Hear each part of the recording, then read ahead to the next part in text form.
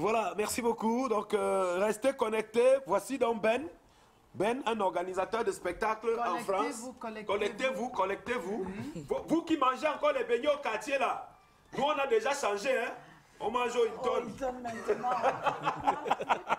Monsieur, allez. Vous pouvez faire votre direct face à cette caméra. Il n'y a pas de souci, on va le faire tout de suite. Ben Benjo. Alors, un sujet qui est quand même très important, puisque nous allons commencer avec la communication. La petite fille qui a été violentée à la maison et qui a pris la porte. Et justement, ça tombe bien, puisque c'est le sujet qui t'intéresse ce matin. Voilà, un sujet qui m'a été imposé par mon réalisateur Parfait Zambo, qui est très sensible. Bon, je n'ai pas vu Parfait Zambo, tu étais pour il est venu me dire, tu étais malade. Il est venu me dire que change ta bique info. Je veux que tu me parles des maltraitances, des fugues et des causes de tout ça. Oui. Alors, je voulais qu'on soit attentif à tout ce que nous faisons. J'avais tout à l'heure là une dame ici qui nous parlait de maladie mentale, de santé mentale. Je ne suis pas en train de chercher des excuses, mais je pense que beaucoup de parents qui n'ont pas été formés dans le métier de parents devraient rentrer dans une école de parents. Parce que tout le monde pense que dès que tu t'accouples avec un homme et que tu te retrouves enceinte, tu vas mettre un enfant au monde, tu es devenu son Dieu, sa propriété, il est ta propriété, il est tout, tu peux le traumatiser comme tu veux, tu peux passer tes nerfs sur cet enfant, ton stress, tu le gères mal. Et c'est l'enfant qui trinque. Alors je voulais qu'on soit un peu responsable et qu'on essaye souvent de s'interroger, est-ce que nous avons toujours raison face à nos enfants? Pour revenir au quad, parce que j'étais déjà dans un autre way, Jamel me guettait avec les loups, les yeux comme ça que mon frère, je vais déjà parler comme Mathias Orangini.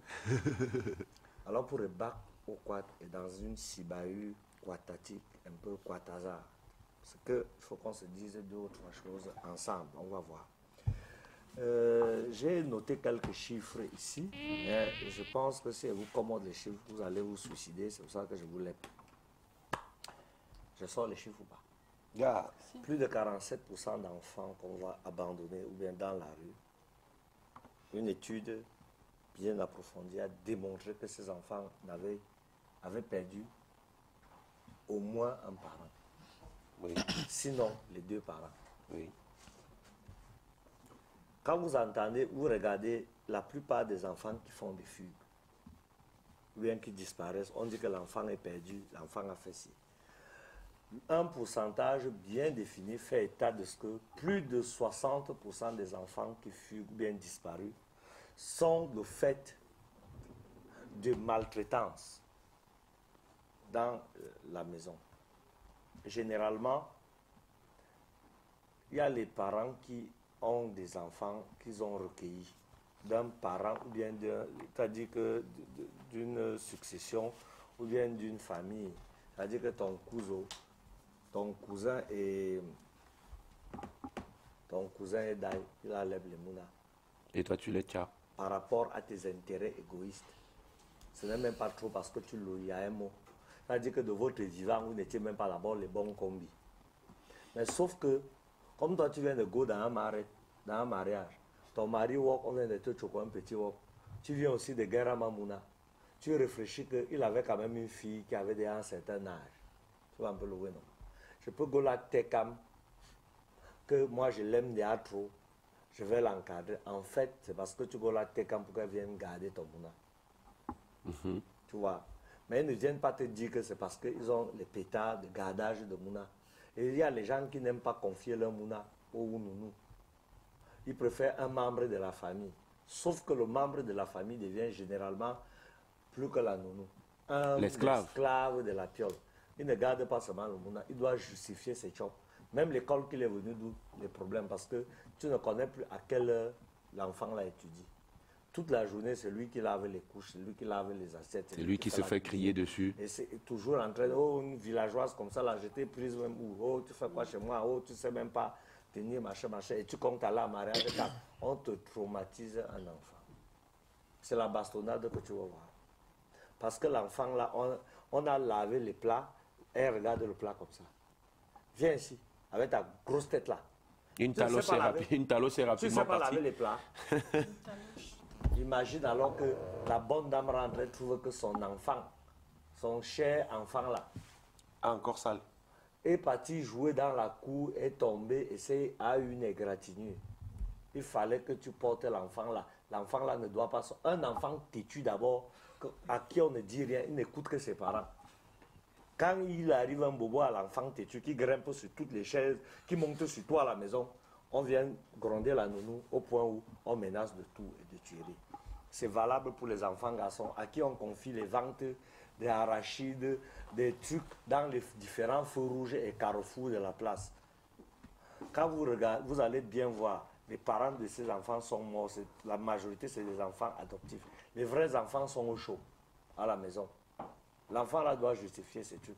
Et quand vous faites ça, vous croyez que vous êtes sérieux. Quand vous entendez que les enfants fuient, l'enfant préfère souvent fuir. Parce que quand il sait que pour rien, souvent on le fouette. Et quand 18h30 il est déjà riche et qu'il n'est pas arrivé à la maison, mieux continue seulement dehors. L'enfant se dit que là, moi, je suis même déjà mort. Puisque pour rien à la maison, quand elle sort même seulement pour aller jouer dehors, là, on me fouette comme ça. Si 18h30, alors déjà trouvé dehors, je sens que c'est la pendaison une fois. Mieux, mouiller, c'est mouiller. Je cale du coup dehors.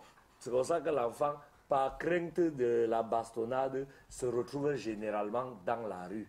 Parce que nous, les parents, nous cherchons souvent à comprendre ce qui ne va pas. Pourquoi? Nous sommes 80% responsables des fugues de nos enfants. Parce que les enfants restent les mounas. Un mouna, c'est un mouna. Un mouna, c'est que il a un souci, c'est à toi de l'encadrer. Mais le jour où tu as démissionné de ton work de parent, parce que tu as refusé de comprendre les problèmes du mouna, c'est une démission. La personne qu'on doit avant, quand moi j'étais mindi, j'avais un voisin, il a perdu son mouna. La gendarmerie a récupéré le mouna. On a convoqué les parents, on les a cachingo, on les a fouettés, on les a bien fouettés à la gendarmerie. Les gens me regardent au quartier, ils savent que cette histoire-là, avant c'était qu'un enfant disparaît, quand on le retrouve, on a convoqué les parents ou elle est fouettée au commissariat.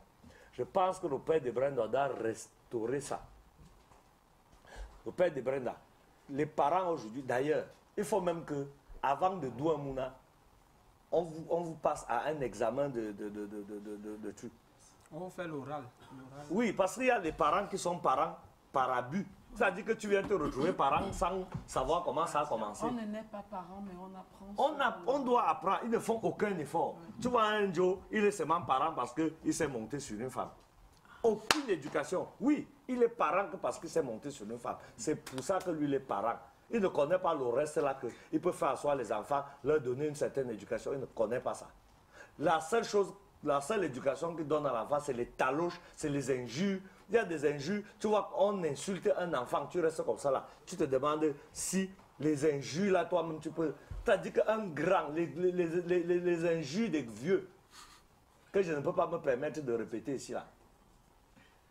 Quand vous faites ça à vos enfants, est-ce que c'est sérieux de faire ça? Est-ce que c'est sérieux? Après, quand les enfants rentrent dans la rue, deviennent les enfants de la rue, la grosse délinquance, la délinquance juvénile, tout ce qu'on peut imaginer, il faut bien qu'on soit conséquent dans tout ce que nous faisons. Parce que le métier de parent, devait être institué dans des pays davantage sous-développés, tiers-mondistes.